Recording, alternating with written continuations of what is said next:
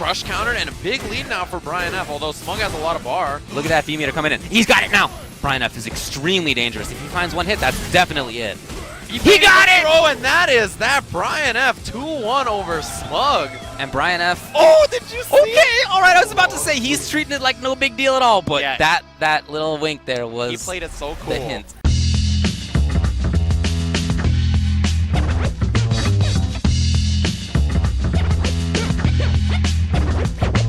Hey guys, welcome back to my channel. It's Born Free here, courtesy of our Street Fighter at DreamHack. I am with Brian F. How are you, my friend? Hey, I'm doing very good.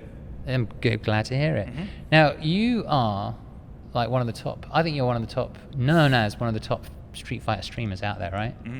You could say that. When none of the other top players are streaming, then it depends on the time of day, you know, how good the CPM rolls in. Well, I definitely had a few people, I had a few people who said, you should speak to Brian F. We want to talk to Brian F. So I think you've got a good following, it seems. But we're going to pretend that following doesn't exist because we're going to get to know Brian F. And your following already knows this stuff. But I want to know, first up, where did you start in fighting games? I started on December 26, 2009 because the day after Christmas we went to Best Buy and I had a Best Buy gift card for $20, or it was more, but I whittled it down to 20 and I saw Vanilla Street Fighter 4 on sale for $20. Serious? And I said, that game looks cool, I guess. I remember playing, you know, when I was like 5 years old at the sports bars, I would, you know, play Street Fighter 2, take my parents' quarters and play. But I never played any fighting games since then. Maybe like Tekken 3 at my friend's house when I was 10. I have this like faint memory of playing it. But I wasn't a fighting game fan at all. And I picked it up on a whim and I hated it. I hated it at first because I was always naturally good at video games and I was always competitive and I played a lot of shooters before that. Even like Guitar Hero, like I had like 5-star every song on Expert. You know, like any kind of game I played, I had to be good in some kind of way. And then I couldn't beat the first opponent on arcade mode on very easy for like a week. I couldn't do anything.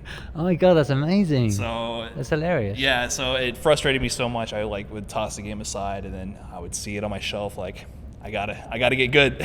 So, you know, eventually it was arcade mode, and then it crept into online, and then it kind of just built from there. That is really interesting because I don't know many people.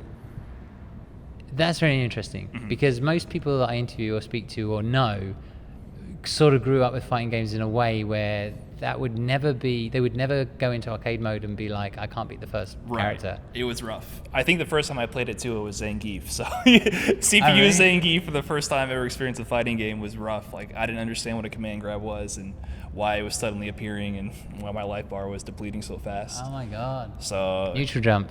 Yeah, well now I know. Unfortunately back then, when I finally figured out jump heavy kick sweep with Ryu, that was like, I got it. That was like the moment it clicked. I was like, you jump in with heavy kick on the pad, heavy kick, pull that right trigger.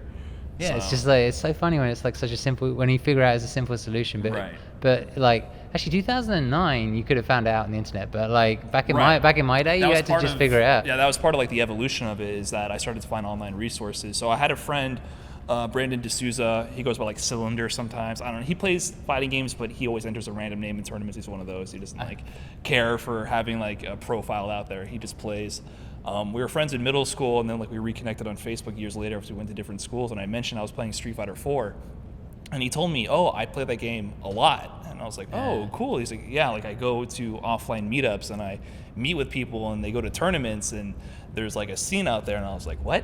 And he told me about eventhubs.com, and he told me about you can go on YouTube and find tutorials and look at move lists and combos, and I was like, what? Like my mind was blown at that point. I had no clue there was this like outside gaming world. I knew about like MLG from Halo because I was a Halo fan back in the day, but I didn't know there was anything else out there. So because of that, like it came up because I finally started playing Balrog, and I asked him like, how do I do headbutt to ultra and actually keep them in the air? And he's like, you hold kicks. You hold kicks and it keeps the arm up and you can juggle them in Street Fighter 4. And I was like, what? How did you know that? And he's like, eventhubs.com. And then that's where it kind of started. And even then I found my Event Hubs account the other day and I saw like comments on there from like 2009, 2010. Oh, wow. Like way back then. And I was talking about how I love Seth and all these other characters. And I was like, man, my opinions have changed so much. Oh my god, Velociraptor is going to love this interview. Right. So, all right, so you basically discovered the FGC, which is pretty much what I did when I came over to the US. I was just blown away by how in-depth the games are, right? Yeah. Like, I guess you started to see things like frame data and hitboxes and all that sort of stuff. I mean, with fighting games, I feel like you don't play the game until you really know about the game. Like, you're not playing the same game as the person who's just mashing buttons. Yeah. That's kind of something I tell like casual players, like, oh, how do I get good, or how can I beat you? And I'm like, you're not gonna beat me until you start playing the game, which is not going to happen until years later, maybe. Like, it depends on how fast you progress, but you know, there's the game where people play, they just play for fun, they just try to input the moves, and oh, the super came out, that's great, you know. And that's one way to play the game, but people don't really play the game until it's kind of like learning to use your body, like until you're able to actually perform the moves and be able to pilot your character and understand it. That's when the mind games begin. And until you can reach that level, like, you're just still trying to struggle with walking down the street. And there's people running, you know, relay races and marathons, and then so there's different levels to it. So when I finally started to get to the level where I was like, I'm actually thinking about the mind games of it, that's when it really like clicked with me. So did you make that? Was that a conscious decision, or it just kind of happened? Well, I just hate losing. You hate losing. So it was a conscious decision. It was a conscious decision. I have to stop losing.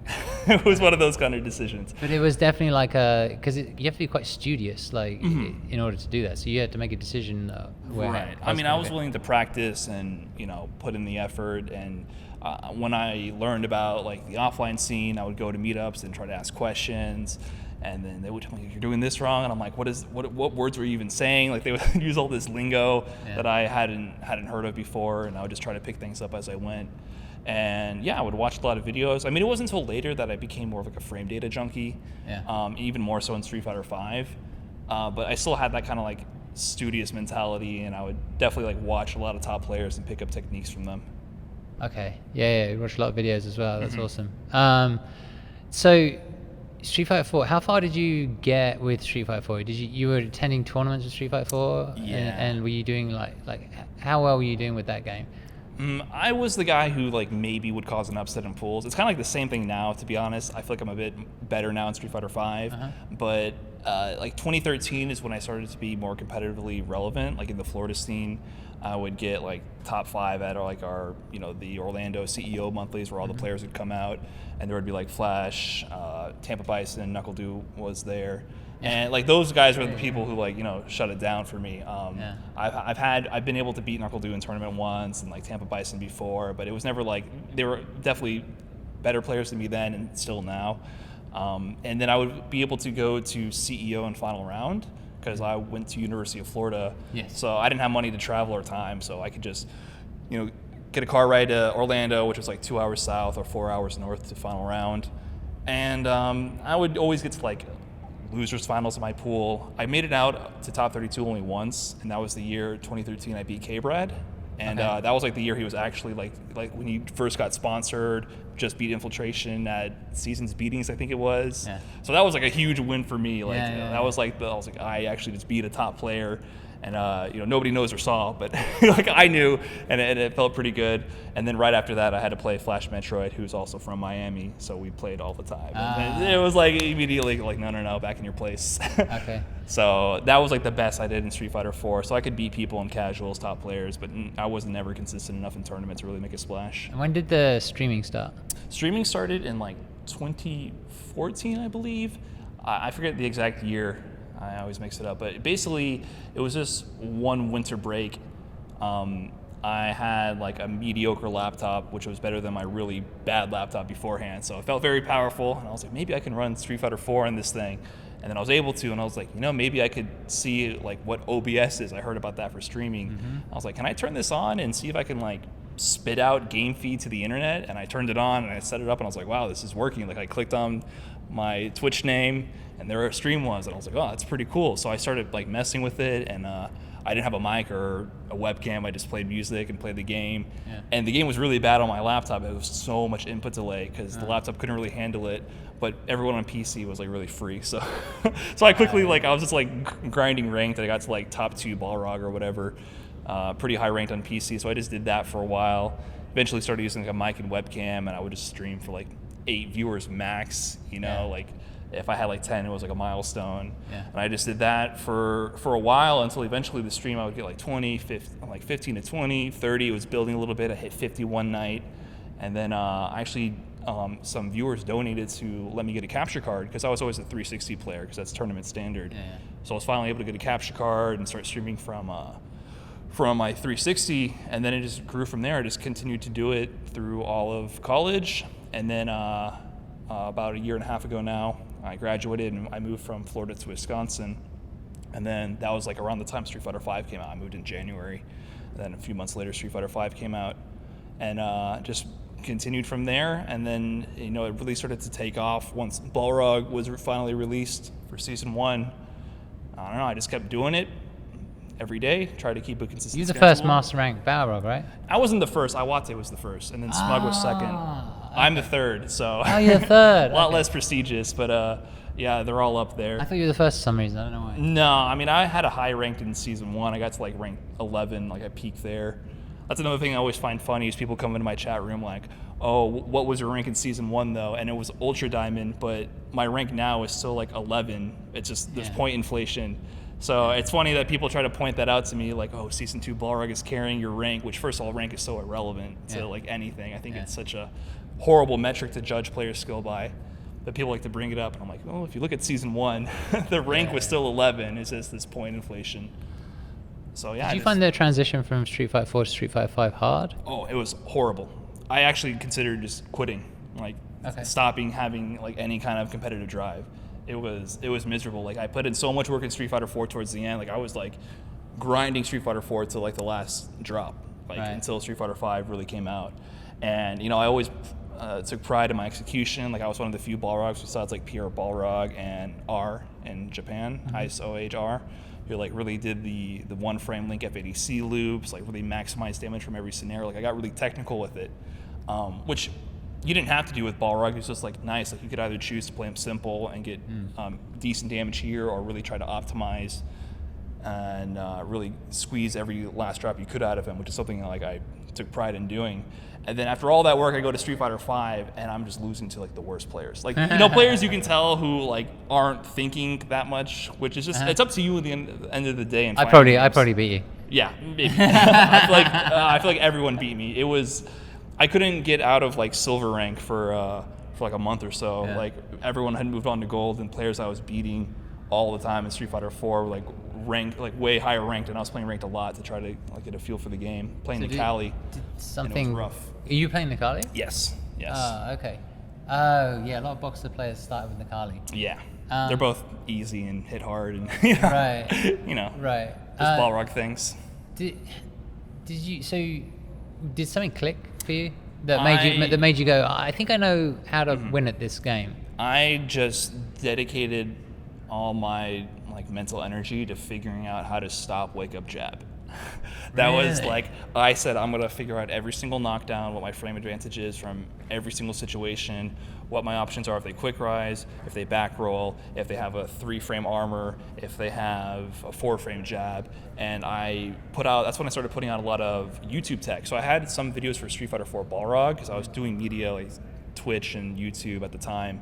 But when I started doing Street Fighter 5, I really kind of condensed things down and had a better format where I would just cover like, this is your target combo with Nikali, here are your media options, quick rise back roll, how you can cover both, what if they have a 4-frame jab, threw in some nice music on it, and like kept pumping out tutorials like that because it was helping me figure out what I can do from every scenario, and I had a reference to go back, and also like building the brand, putting out content out there. That's something I enjoyed doing.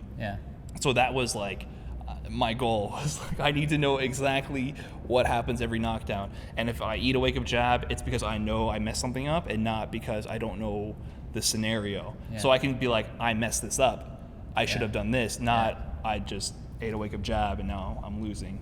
So when I accepted that, I kind of just started to accept the game more for what it is and try to avoid situations more than trying to handle them straight up. Okay. So what do you think it is that's appealing about your streaming?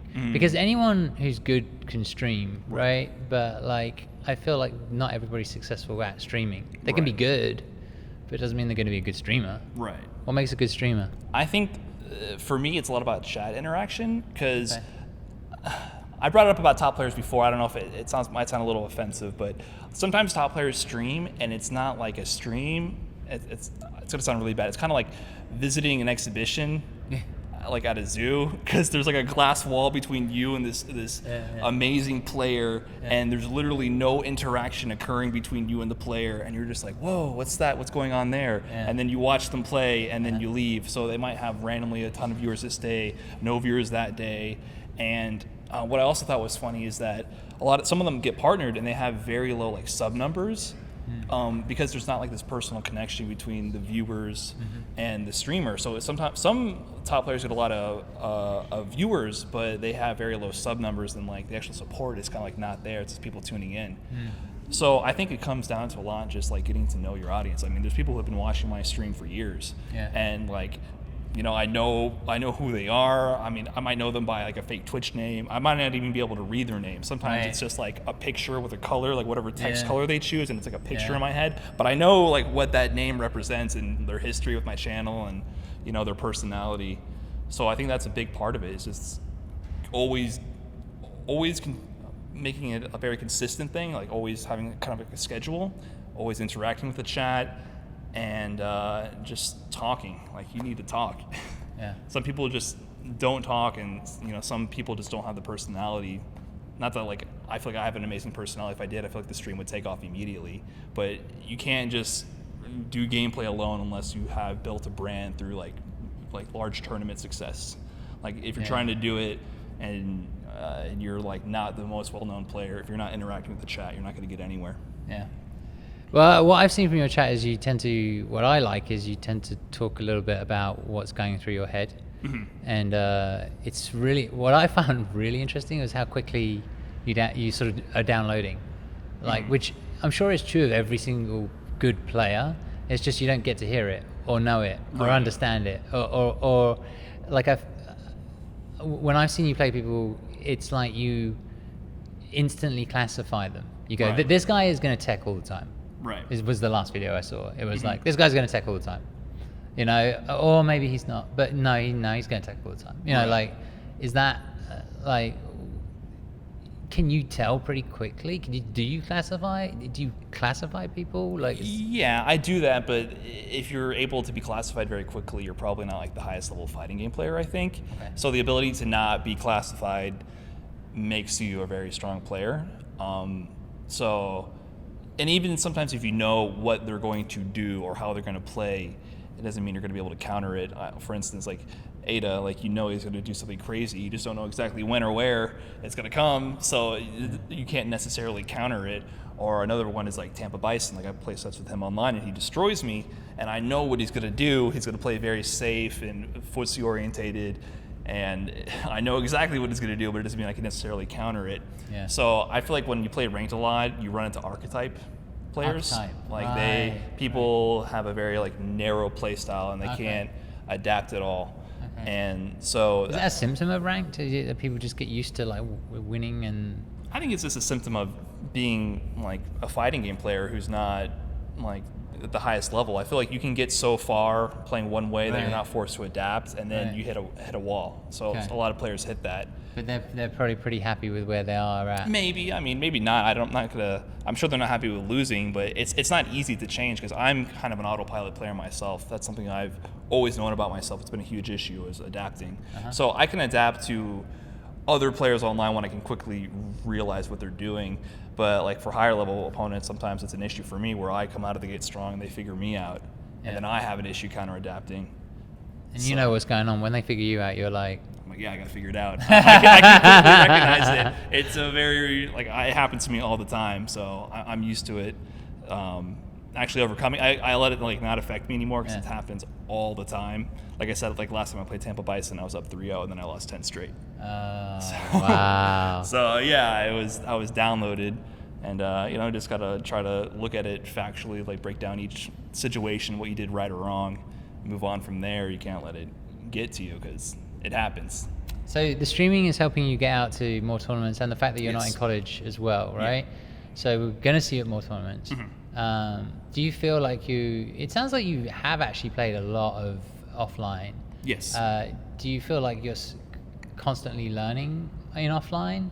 Because I think a lot of good streamers often, they'll say, right now I'm going to a tournament, and then like they'll drown in pools, and so how can you just explain to people that like 99% of people probably just play at home online, Right. Like most people forget that, but it's true.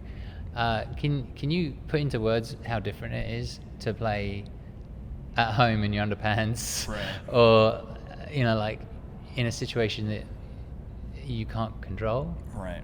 I mean, if you compare it to ranked, losing in ranked sucks, but there's always the next match, right? Like in tournament, that doesn't exist. So it's a lot more pressure, and I feel like it's also easy to sometimes mentally check out, and like that's something that I think I suffer from, is that if things are going wrong, rather than becoming more focused into it, it's more like a defense mechanism, kind of like pull myself away from the situation and not care too much about the results. And so I feel like there's a lot of like different psychological factors that go on when you feel like there's a lot on the line. Yeah.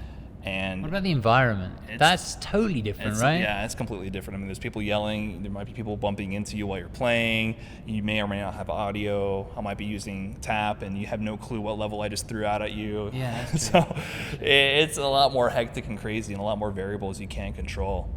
And like every decision is just so much more consequence to everything you do.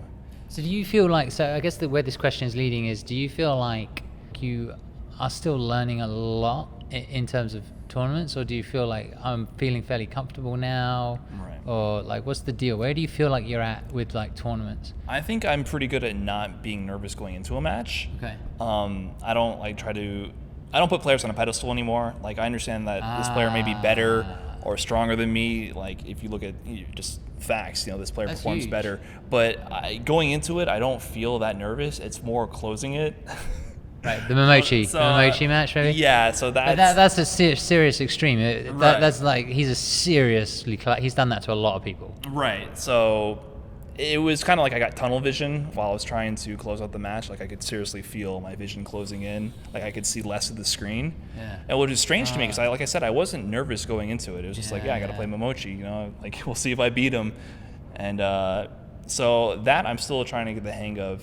And the other thing is like that defense mechanism I feel like I have. Like, sometimes if things are going wrong, especially if I go to losers bracket, it's really hard to keep that drive up. And I need to treat every match like it really matters, and like I'm on a winning streak. Like you're not at home streaming. Right. Well, if I'm home streaming, that's the thing. Like, I don't want to lose any ranked matches.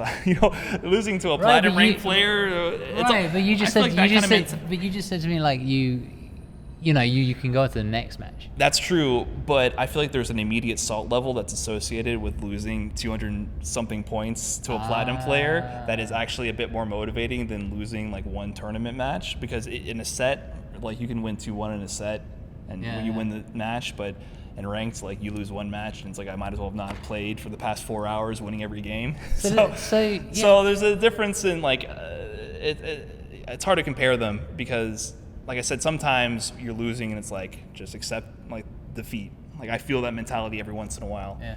And other times it's like I'm about to win and it's like, don't choke, and then you choke.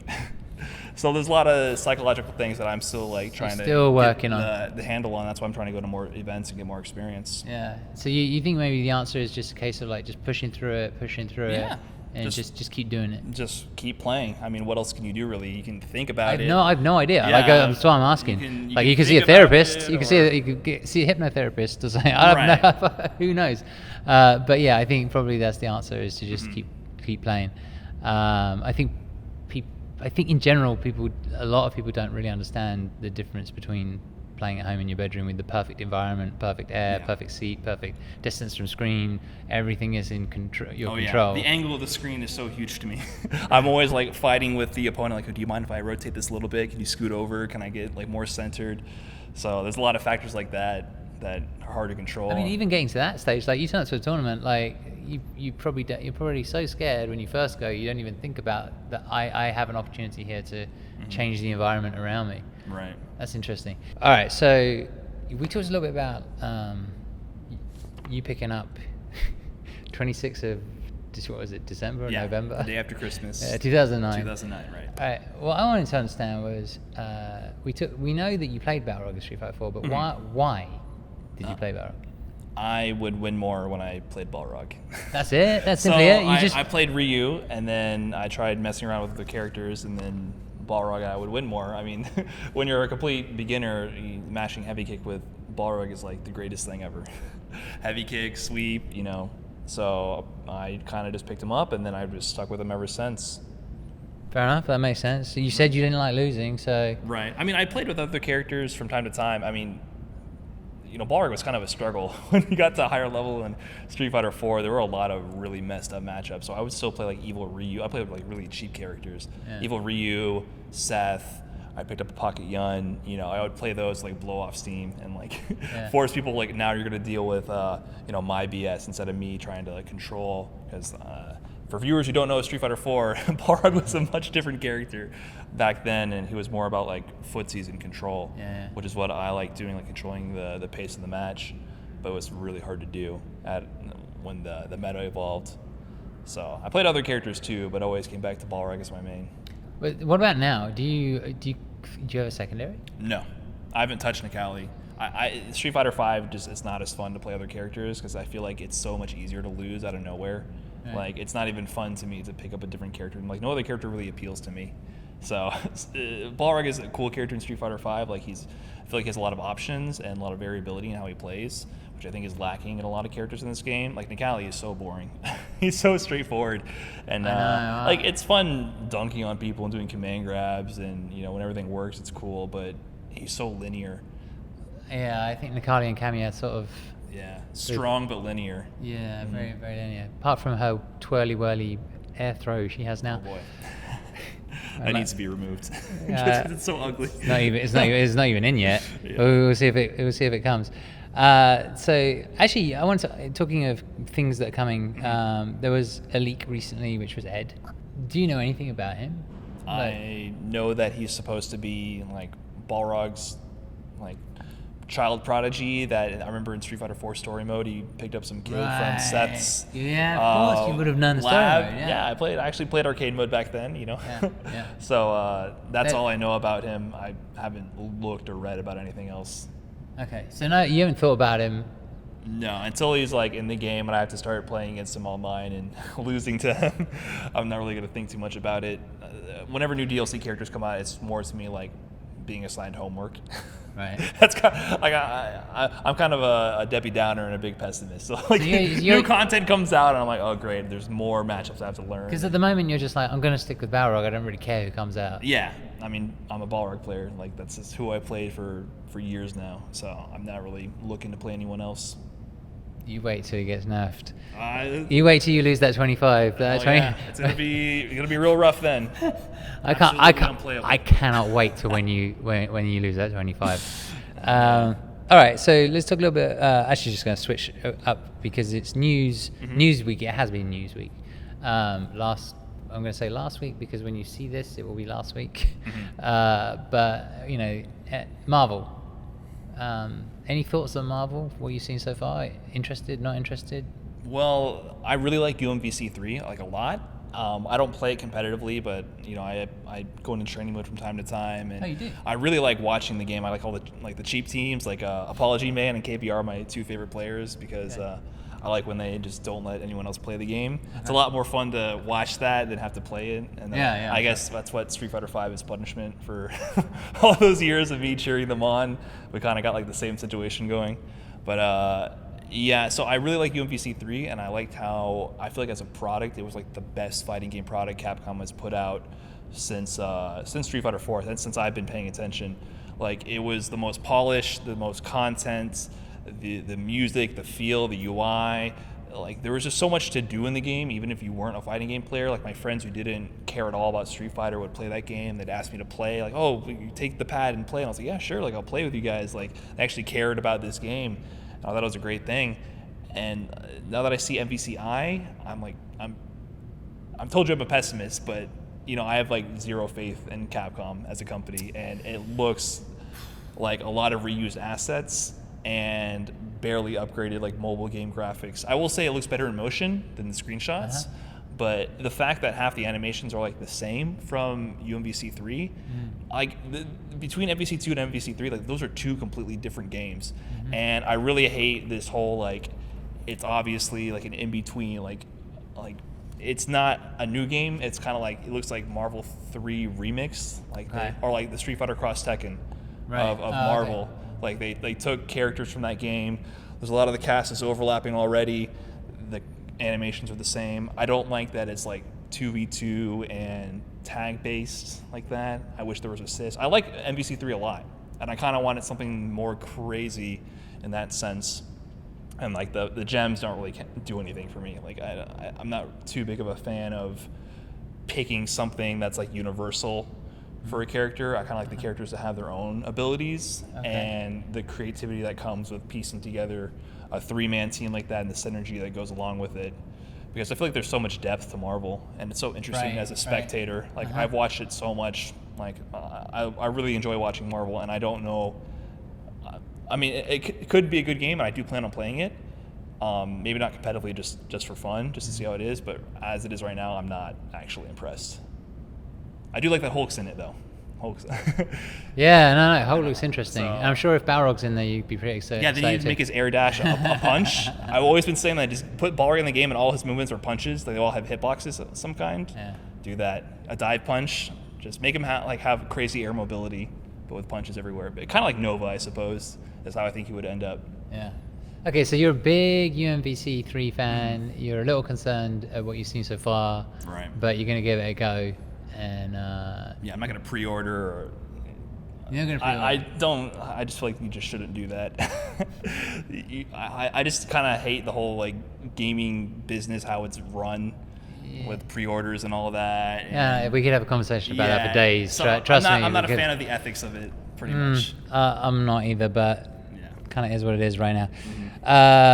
All right, so let's talk about Street Fighter 5 a little bit, the actual game itself. Right. So there was Season 1, and then there was Season 2. As it moved from Season 1 to Season 2, I mean, your character clearly, you know... He's okay now. He's not bad. He's not bad. He's not bad. There's Season 1, there's Season 2, and then we've seen some patch notes, right? Right. I'm sure you're devastated by what they're doing to Balrog.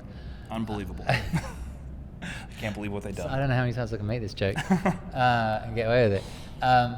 But do you feel like there is a clear direction, and if you know, and do you know what that is, and do you like it? I think the direction is they just want to shuffle the tiers every season and just try to make people always try to go for home runs. I think they just want people swinging for the fences all day. Because like the characters that win now, aside from like Karen and Guile, who can have the ability to kind of slow the game down and really control it, they're all like, you beat them up and they steal rounds from you. And I just feel like the changes from Season 1 to Season 2 were just so drastic, and I don't think they necessarily wanted to make the game better. I think they just want to make the game different, because Season 1, there was a lot of issues with it, but I feel like the top tiers were kind of balanced amongst themselves, and the other characters were irrelevant. Like, if you didn't have like a throw loop, if you didn't have a DP, you couldn't compete really. Like, it was almost impossible unless you had, so like Miko was top tier, but she had so many ways to keep you in horrible situations and then throw loop you, and had a really good wake up 3-frame jab to confirm. So everyone else had some kind of like really, they were able to put you in really messed up situations, and then had some kind of control, like good footsies as well. And when they went to Season 2, they butchered half those characters, and they overbuffed other characters, and then other characters that were bad didn't get buffed at all. It just seems like they didn't really want the game to be balanced, I don't think. I think they just wanted to shuffle who you see on screen and make it exciting for viewers. I don't think the players' opinions really matter much, or how you feel while playing, because the game is just so stressful. And like, I feel like a lot of times, win or lose... Everyone says stressful. Yeah, win or lose, sometimes you just don't feel good, because I think a lot of interactions in this game don't come down to like, they're not very deliberate, the interactions. So I feel like half the interactions in Street Fighter 5 are, I'm knocked down, is the opponent going to go for a tight frame trap, a delay frame trap, or a throw? And I know that's like every fighting game, right? That's like the basics. But other fighting games usually have a lot more defensive options. So when you're in defense, you go, okay, do I mash jab here or do I mash jab there? And then you either get counter hit or thrown, and then you do the same situation again, or you randomly hit them and then you do that to your opponent. And then that's the game. So like win or lose, you don't really feel like you did much right or wrong. So, and then just big momentum swings happen. So I think they just wanted it to be like swinging for the fences. And like with the DP nerfs, I think that was fair, but not necessarily a good decision, because it was fair in the sense that making characters hesitate on your wake up so you could wake up with buttons was huge. Like the top tiers could continually pressure you and never have to think twice about their pressure, and then all the characters without reversals had to be like, wait, do I let them wake up? And they would wake up with a button, and like that ability to make people just sit still for a second was like amazing in season 1. And so it's fair that they don't have it anymore. But I think the issue is nobody has defensive options. I think they should have given the rest of the cast something to do. So it was messed up having to like sit still on like Nikali's wake up or Ryu's wake up, and then they wake up with a button, and then suddenly you lose when you had all this pressure, and then you can't do anything in return. Like that was messed up. Yeah. I'm not going to talk about how messed up it is that you have to spend a bar on EXDP and take the risk. I think that's fair. I don't know if it's a good design decision. Like overall, they should have given more people options. It's fair. I don't think it's nice or fun. I think it's like that is actually one of the more fair balance changes. But I don't think it's like fun or like the smart way to go about it. That's how I feel about it. I feel like everybody should have a meter reversal. Like why don't they just do it that way? I think what I have in my head, of course, is the one stun combo. So I'm a Kuma. I wake up with a EXDP. It gets blocked, and then Zangief does a jumping flying headbutt one stun combo. Well, the damage and stun values are just way too high in the game in general. Way too high. Just it's dumb how high the damage is. Okay. And I think that's more of a symptom of that than necessarily having to burn bar. Like I think you should get punished for a DP that's blocked, but you shouldn't be stunned in one hit. I think that's a mistake. I keep saying that. I think that's a mistake. I don't think so, because in Street Fighter 4 it was the same deal. You would do jump headbutt and then like you got stunned. Zangief did that in Street Fighter 4. I didn't even know that. Yeah, okay. He had the same exact move in Street Fighter 4. It just doesn't make any sense in this game, because in this game you're forced into awful situations and you get stunned anyways. It's like, why would you add even more like instant stun moves? So I think you've had that. Like Seth, if he counter hit Seth with the headbutt, it was instant stun. Wow. Like no other moves required, just one hit. So he's had that. It's not necessary in this game, and it seems like it's gonna be too powerful. With that in mind, given what we know, do you have any thoughts about, hopes for the future of Street Fighter 5 in regards to the actual gameplay itself?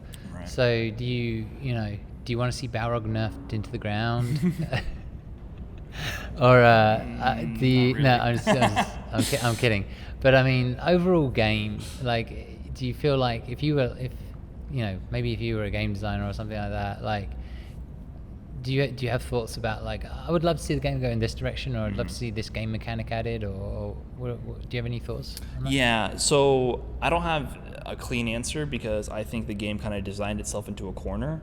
Okay. I think quick rise and back roll with this buffer system is an absolute disaster, because it's just another thing where they just want the game to be random. They want you to not have deliberate control of situations, so that it's kind of this weird dichotomy where offense is both so powerful and so weak at the same time.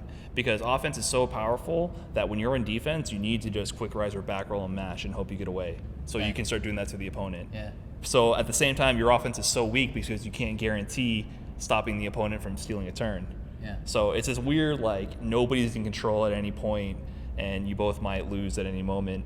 And I think that's just so sloppy. And, like, I guess it might be exciting for viewers sometimes, especially people who aren't as, like, into fighting games. Yeah. But when you understand fighting games and you play them yourselves, you'll see Balrog or Ibuki back roll instead of quick rise here, and then they wake up with target combo to V trigger and win. And it's like, cool, I guess they did something flashy after they got that, but the mind game behind it is like, it's barely anything you can call a mind game. It's more like it's just rock, paper, scissors over and over. So, I mean, it sounds, to be honest, what you're actually really saying is a little bit of an answer to my earlier question, which is what direction are they going in? It sounds a little bit like, it sounds like their focus is more on the spectator than the player. Yeah, I don't think they want this to be like a good fighting game in any sense that anyone would have ruled fighting games in the past, because before it was all about the players. I don't think that's as relevant today. It's about the spectators. Yes. So because of that, as well as with the frame data of the game, I think there needs to be something to separate like beginner players and higher level players. And I'm a big fan of execution requirements, not necessarily like motions. I just love the timing. Like I used to, before picking up fighting games, I was all about guitar, so I always like attributed playing a character like playing an instrument and getting that execution down, and it was like an artwork. Like you can have beauty in a character, and that's why I love Street Fighter 4 in the sense that this person could do this optimized combo in that situation, and this person could play the same character and do something else. And there was a lot of expression behind it. And either way you went about it, it usually took like a lot of execution and practice and thought. And in this game, like every combo, everyone does max damage unless like you have like a brain fart, like, or it requires like a difficult hit confirm. That's like the one thing about like that separates high level and low level is like one hit confirms. Like you can go and like a counter hit to Crouching Fierce, which wouldn't combo without counter hit. Like there's a few things like that in the game, but other than that, everyone does max damage, and they do it successfully. And it's not like, you know how awful it is to see Balrog do a big damage combo and everyone goes, that sucks, instead of like, wow, that's great. You know, like in Street Fighter 4, if you did that FADC loop on Akuma and you got the raw jump in, that was an instant stun. And that was like rare, and it took like 5 one-frame links in a row.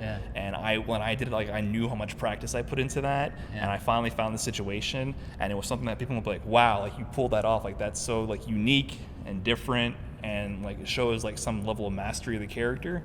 Like the fact that you see high damage in this game and you're like, that sucks, like that is awful.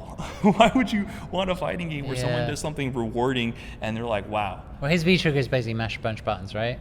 Well, yeah, you hold forward. It's like, yeah, you activate V trigger, you do Crouch and Fierce DP, you do a dash punch, mash a button, mash V skill, mash punch. There's some like juggle requirements barely, but like it's not, nothing in this game is execution heavy. So what are you suggesting? Are you suggesting that as the game progresses, you'd love to see a harder execution? I wish the game was more designed similar to Street Fighter 4, where you could have easy combos for beginners and advanced combos for people who want to optimize both damage and like knockdown advantage.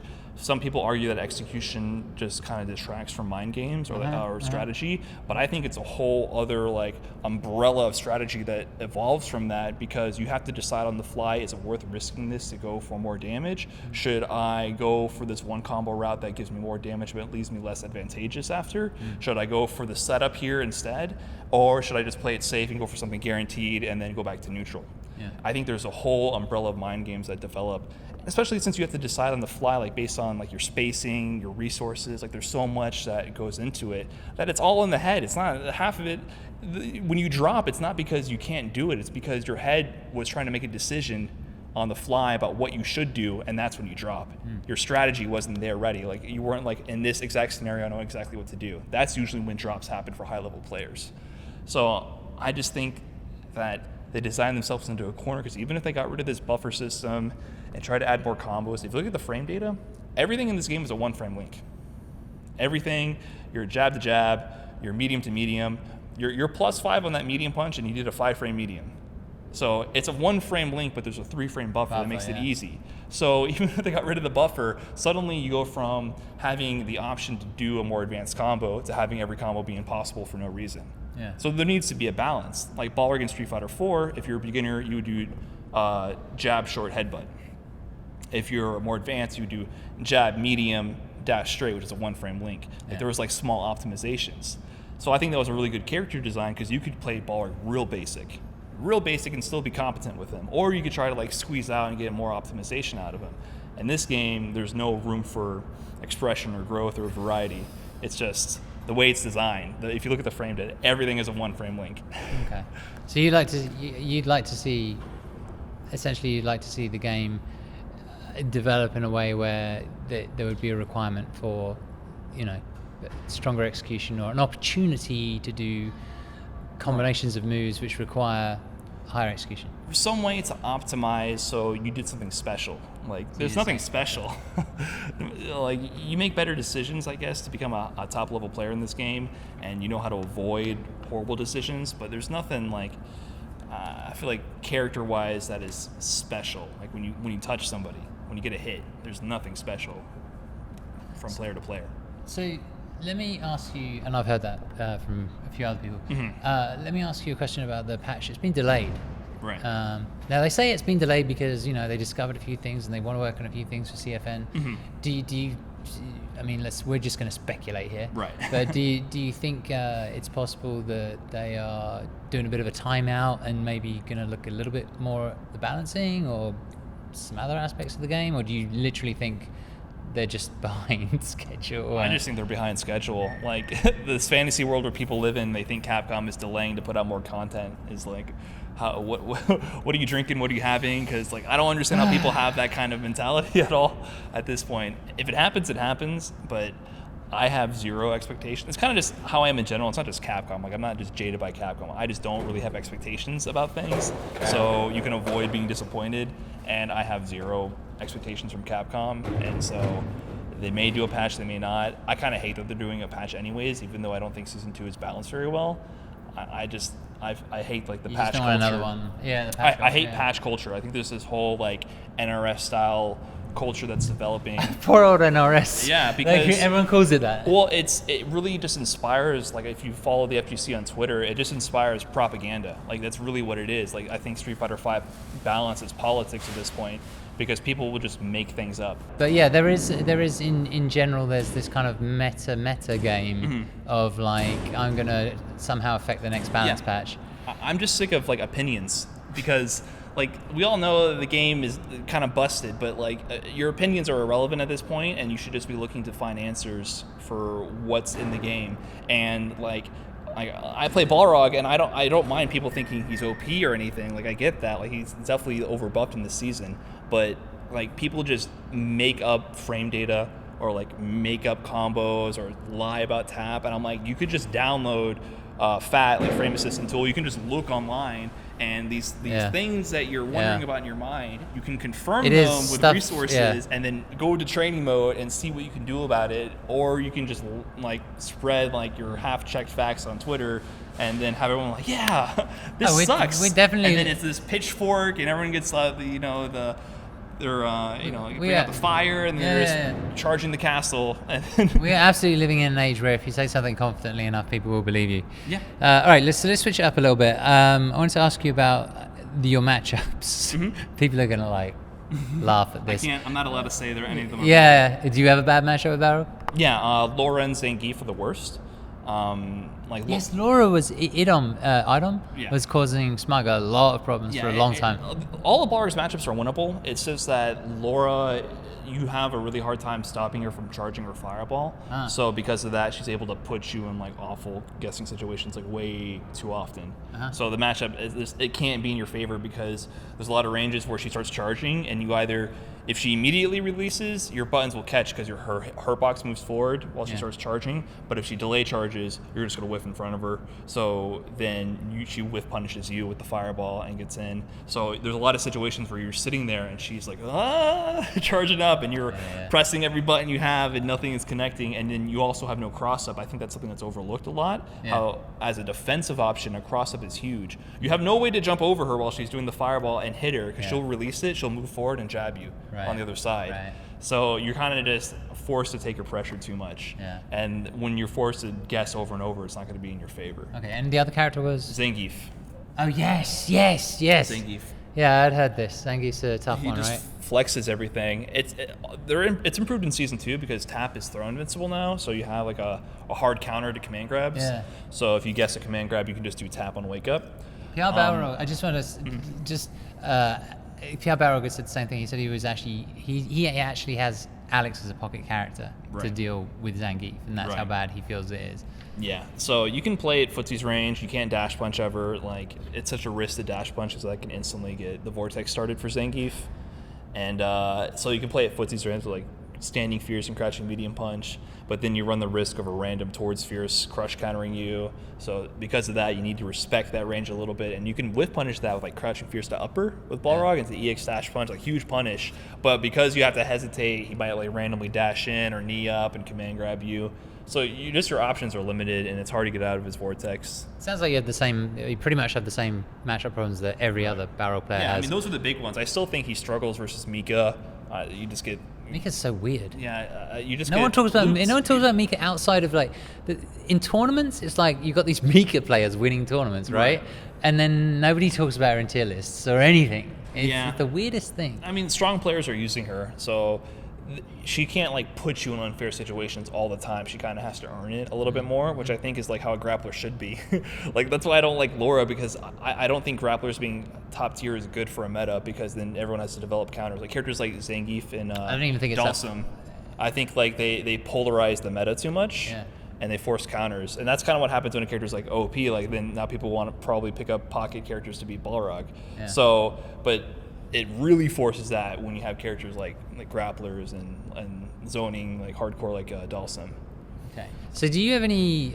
See, we talked about it a little bit already, but I was going to ask you about players now. Do you have any players that you feel your demon is Tampa Bison the demon? I mean, he's the one I play online every once in a while, and he beats me up. But Is Momochi the demon? I just don't think I go to enough tournaments to have like a demon, you know. You don't have an offline demon, but your online demon. Online demon. Do I have one? I really couldn't say, because I mostly just play a lot of ranked. I think it's Tampa Bison. I mean, currently, yes. We played recently a first to 5, then a first to 3, and he beat me 5-0, and then I beat him 3-1. And then I asked for the run back again, and he said, "Nah, I'm done." So "Nah, I'm he told me done." all that. I was like, okay. The download is happening. Fair enough. So yeah, until I start like actually getting out of pools consistently, I don't think I can have like an actual demon. So Japanese, just switching gears real quick, Topanga guys put together a tier list. Ibuki, Balrog, Guile, top 3, across the board, all of them said the same thing. Do you agree? Yeah, for the most part, I kind of agree. And the one that I didn't agree with for a while was Ibuki, because I didn't really see. I thought she was strong, but not like how people were saying top tier after final round. And I don't really like to judge like a character as being top tier from one person's success. But the more I played against the character, I could see how she's really like Street Fighter V embodied. She has wake up 3-frame jab, her quick rise and back roll, like the same animation, totally unreactable, and you're just gonna get hit by wake up 3-frame jab no matter what you do. Into V trigger, into unseeable mix-ups. She has a DP, and she has unseeable mix-ups. Unseeable mix-ups, and like her wake-up is unseeable. You are being mixed up every time she wakes up. That's crazy. All right, so favorite players. Do you have a favorite player like now and a favorite player of all time? Right. So for Street Fighter V, there's no one I can call my like clear-cut favorite. I just like watching good competition. So I do enjoy like Smug, since he plays Balrog, and I like the way he approaches neutral and his movement. Yeah. So he has like a lot of creative answers that I don't think about. So I like to like watch him and see how he plays, see how he opens people up. And I'm always like, that's fake, like I watch his setups and I see the liberties he takes sometimes, because I'm a very like frame data junkie kind of player, and I kind of go by the numbers a lot, which makes me sometimes autopilot and able to be downloaded. So he has like ways of conditioning people and kind of weaving in and out, and like he'll do things that like obviously could have been jabbed out of, but because of the way he approaches it, he kind of earns that respect from the opponent. So I really enjoy seeing that. I like watching Punk, because Punk and NuckleDu, just because they're two of the best right now, and they play so clean. And I think especially NuckleDu just has answers for situations that you don't even know exist. Against Punk, he was waking up with forward dash after certain knockdowns. He would just do jump forward jab on wake up. He'll do things that you have to like rewind and then watch again to think why he did that. And then sometimes was that an execution error? And then you think about it, actually this beats so-and-so option or whatever, and you start to piece together these are really creative answers that you don't see anybody else doing. So like Knuckle Dude does things that other players don't do. Yeah. So that's it for like Street Fighter V really. But I had more favorite players in Street Fighter 4 because I think there was a lot more creativity in that game. Okay. So like Kiyoma, I wish I got to see more of his Able since I didn't really see him till like the last CPT season for Street Fighter 4, and That's an interesting answer. Why'd you pick him? I think he just had answers to situations, same thing like Knuckle did. Like situations that I didn't even know existed, he was so prepared to immediately respond. Okay. Like his anti-airs with Able, the way he air-to-aired, his hit confirms, like punishes, like where his spacing. There was just so many moments of brilliance throughout like Capcom Cup. I think it was 2014 he was in, or I forget which year he did really well. It might have been like 2015, the last one. And just like when you get to see him play, I was just like, I've never seen an Able play that way. His rate of confirming like counter hit step kick to crouching fierce, which is counter hit only combo, and it was just a style of character I've never seen before. And I really enjoy 801 Strider, and he's also one of my favorite players from Street Fighter 4. But there was just something like a little bit different about Kiyoma that I just love to watch, and I wish I got to see more of it. Does he play Street Fighter 5? You know? He plays Karen, and he like in the Latin America CPT circuit last time, he came close to qualifying, but he kind of just fell short. Okay. Yeah. Interesting. I wonder if he'd do better with Laura, as 801 Strider has. Okay. Do you train, or do you just play online, or did we talk about this? Maybe we talked about Well, we this. talked about about streaming, not necessarily training. Okay, so tell me about training. So yeah, well, I did mention how I used to do all those YouTube videos. Oh, I still do from time to time when I think of a new idea. What about nowadays? So I stream like every weekday from like 5 p.m. Eastern or 6 p.m. Eastern to like 10. So that is a lot of like the bulk of my practice. It's mostly just online ranked, and every once in a while I'll play sets with people. Mostly ranked because that's what the viewers enjoy. They don't want to watch higher level sets. They want to see points and me getting salty. So what do you do when you're? So let me ask you this question: What do you do when you come across a problem? Like, do you do it there on stream? Like, do you Sometimes. do you go into the lab immediately and go, "Oh, that's interesting. Let's check this out," or is there stuff you do off stream? Yeah, I still go to training mode off stream, and I'll play sets off stream just because it's easier for me to just relax and think about matchups. So I'll definitely go into training mode and like try to recreate situations and find answers to it. I used to do that a lot more in the past. Now it's kind of more to the point where like I'll be taking a shower and I'll think of like a situation and I'll be like, I could have tried that here, and then like in practice I'll try doing it in a set. Nakadu said that. Yeah, so like ideas sometimes come after playing. Yeah. People who come from Florida, you take these long ass showers. I definitely take long showers. Yeah, I spent a lot of time thinking about that Momochi match too, and the morning showers. I mean, here's the thing about the Momochi match. I think everyone thought it was amazingly hype. Yeah, the thing I was saying about that is kind of like the long con. Yeah. So I could have won, and that probably would have boosted the stream a bit. But the fact that I lost so spectacularly made it go viral a bit, and so I can get the sympathy CPM and then get more viewers and subs, afford to go to more tournaments, and then have a better chance of doing this whole CPT thing. You might get run back this weekend. Oh, is he here? I don't even know what Japanese players are here. Yeah, he's here. Okay.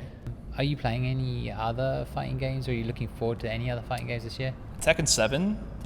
I don't play Tekken or anything, but it looks like a fun game. And it looks like a polished product. I know it's because it's been like in production for 17 years or something. I don't know. It's kind of ridiculous, that whole cycle. But I mean, I saw like some previews of the story mode, and there's a fleshed out. So, like, I want to be a casual player, pick it up, press buttons. I want to press the quick time event to throw my kid off the mountain. I want to do that. Like, it looks fun. The graphics look beautiful, I think, and it's just something I kind of wish Capcom took note of and like released like a good product and not just a free to play content game with like early access beta quality, which is kind of what they did, and charged AAA price.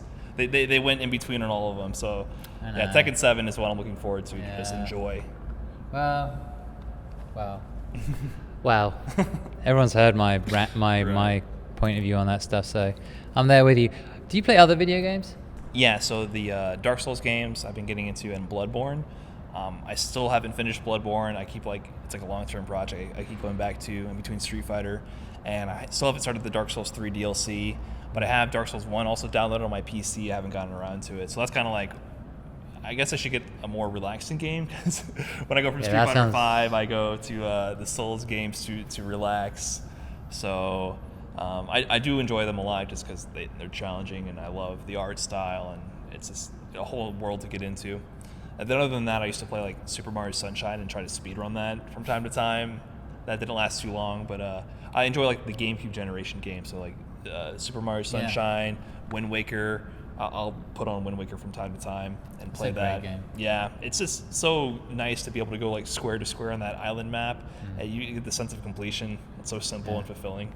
And that's why I've been considering getting a Wii U to play both the Wind Waker remake and Breath of the Wild, which I've seen looks incredible, but just haven't gotten around to doing it. Do you have a favorite video game of all time? I mean, if you just look at like hours put in, I guess it would have to be Street Fighter 4. Street Fighter 4. Like no other. Oh, I guess the other one I could say would be Halo 2. So Halo 2 is the first game where I was like addicted. Oh, really? Addicted. I was like 12 years old, the classic, you know, like little middle school kid spending way too much time playing on Xbox Live, yelling at people with a headset, you know, the full 9 yards. That was me, and so that kind of got me into like competitive gaming in general, and that was like my first like. Were you a 12-year-old trash talker? No, I was never that bad, but you know, I got a little dirty on the mic, but I was never like that bad, you know. But not Call of Duty levels. Right. All right, so let me ask you about your life. So you moved from Florida to Wisconsin because you were at university in Florida. You're working in Wisconsin, or you grew up in Wisconsin? Or? No, I've born and raised Miami, so my whole life. And then actually, like Homestead is the city that I'm actually from, or town, I guess you might want to call it. And my family's been there for like generation after generation after generation. So then after I graduated college, I got a job and doing software development in Wisconsin. Okay. So that's why I moved from Miami to Wisconsin. Because do you regret it? The weather? I mean, I like the job. It's not. It was kind of a shock because I'd never seen snow or anything before. Oh my God! I really? moved on like January 7th of last year, and it was negative like 15 degrees my first day of work, and it was just a different planet. It was unreal. I could not survive. It's bad enough in New York. It made me realize that like the heat sucks, but like the cold will kill you. Exactly, right? The cold right? will kill you. Like, I don't care about the heat. When it's hot, when people are complaining about the heat, I'm like, don't care. Yeah, at least you can like walk outside and get back inside. I feel like just going to your car is like a 10-minute mission of getting ready. And when like, it's hot, dressed. there's no decisions to be made. Yeah, there's no you like. You just wear light clothing and that's it. You're gonna be uncomfortable, but you don't have to prepare that much for it. You dress down as far as you can, right? And go out in your shorts and stuff and your flip flops. But like in the winter, it's like, how many layers do I need today? Yeah. How do I make sure I don't die when I go outside? Exactly. How do I make sure I don't die? Similar to Street Fighter. Mm-hmm. All right. So, you've moved to Wisconsin. Have you taken up any new like hobbies or activities or anything like that? Is there anything new in your life, or is it like is it just a grind of streaming and work? Definitely a grind. They have a lot of good beer in Wisconsin. I guess that's coming from Miami. You know, like I'm more of a beer drinker, and everyone in Miami is like, you know, hard liquor and clubbing. So it's a bit different over there. But yeah, other than that, I feel like it's definitely a lot more small town style vibe in Wisconsin. So is there an FGC there that you've discovered? There is. We play at Tier 1 Gaming. They have like bi-weekly tournaments. So there's a few players there.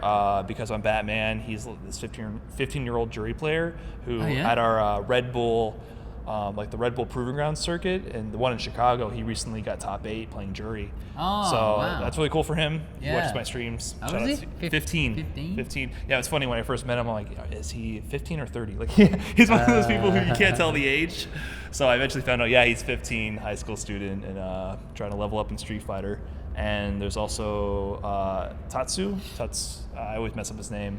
Tatsuko, something of that sort, some anime sounding name. I can't say it.